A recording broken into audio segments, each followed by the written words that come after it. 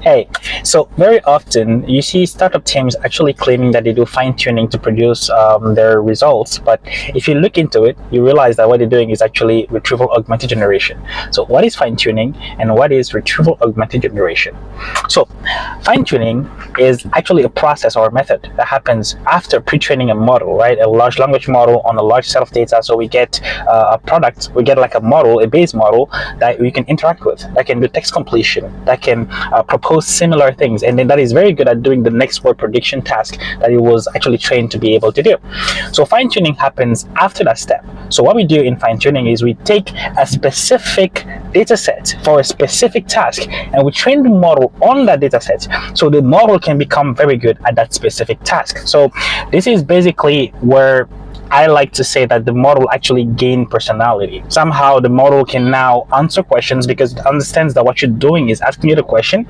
The model actually has a lot of specialized knowledge in a specific kind of like task, or it can be biomedicine, it can be identifying diseases, it can be anything that you actually train the model on specifically. And this is also part of the reason we get models like ChatGPT that you can chat with, but then you also have the base models that if you use before using the API, if you send it something, it just completes the sentence, or just continue giving you the same kind of information. If you give the question, it will like pile up with subsequent questions.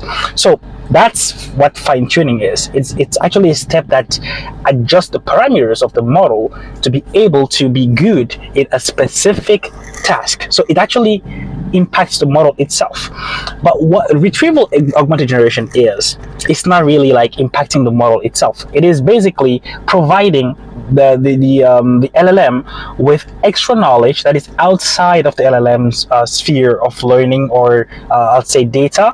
So you provide extra knowledge to the LLM through the output. So basically what we do in that specific case is we do a little bit of prompt engineering. So we tell the model, okay, here's the question, or here's the prompt from the user, and here's the context.